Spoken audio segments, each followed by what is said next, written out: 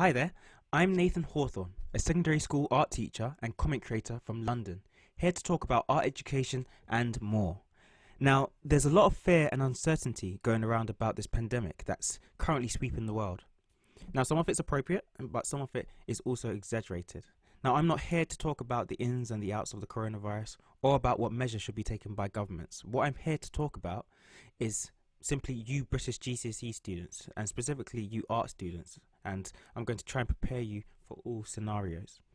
Now, I'm just going to put a disclaimer here that this video does not represent the school that I work for or the instructions that we've personally been given, and it doesn't reflect anything that's going on in my actual place of work. It's just based on general knowledge and personal knowledge and the combined information from news articles and other research that I've done. So, we've seen that many countries have made the difficult choice to shut down all of their schools, and as I record and edit this video, Britain has only closed down those with infected staff or students. Now, we aren't sure what effect shutting down the schools will have on the GCSE and A-Level exams yet, and we don't know when and even if schools will actually shut down in this country, if they will shut all of them at the same time. But one thing is for certain, that if they do, teacher contact time with students will of course greatly reduce.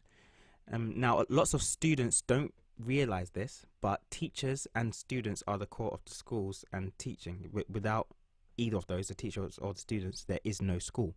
So you can have all the resources in the world, but without those two being able to work closely together, the learning and the quality of the learning takes a massive nosedive. So make no mistake, teaching and learning can still be done, but it will just be much slower and much less effective, and the results will vary a lot more.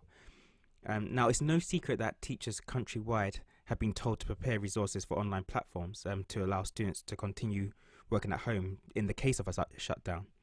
And that's good in that many students can continue learning to some degree at home. They can carry on learning independently, but it's bad in that students will no longer receive the same level and quality of teaching that they do while sitting in the actual class.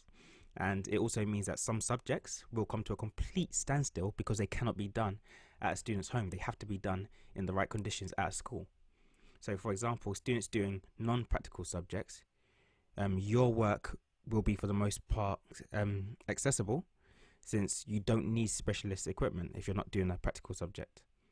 You can still have the information at home. You just won't be able to ask your teacher any questions directly or ask them to mark your work in the same way that they normally do. But for students from practical subjects, or students who require specialist computer equipment and software, so that's subjects like art, photography, textiles, DT, drama, music, and others like that, you will be in a difficult situation. So for starters, the amount of work that you can do is greatly reduced, and the amount of help that we teachers can offer you becomes a tiny fraction of what it was before. Okay, so this is my advice in the situation that schools do shut down, and even in the situation that they don't. Okay, so this is advice for things that you can do right now.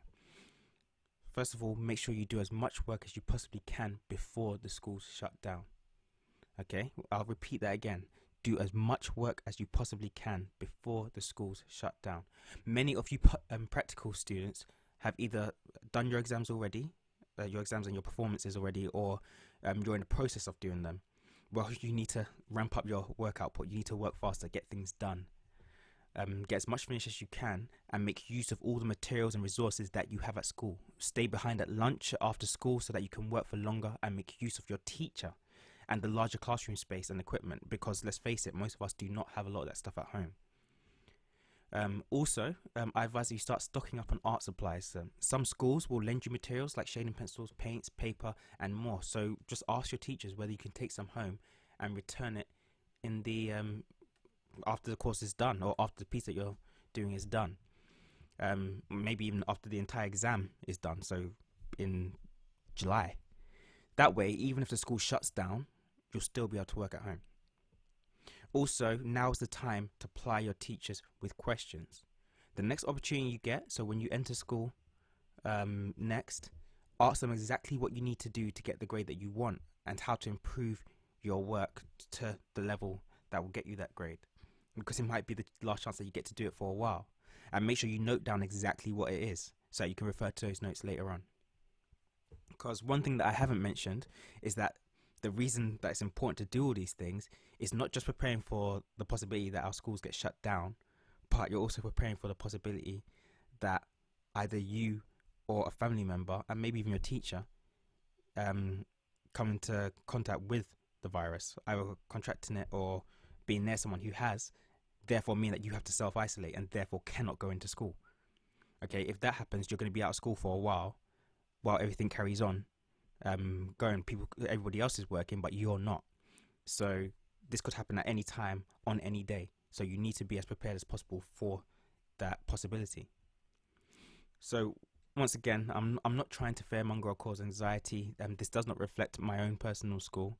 I'm just trying to look at what's going on in the news, look at what's happening in the world and what's likely to happen, and trying to prepare you for all the scenarios so that should things continue to escalate, you still have a fighting chance of getting that grade that you deserve. Also, I feel it's appropriate to remind you to continue to practice good hygiene, wash your hands, be careful how you interact with others, self-isolate if advised to, and keep yourself and your community safe. Now, please take care of yourself, and I wish you all the very best with your exams and your own personal healthcare in the future. So that's all for now. Until next time.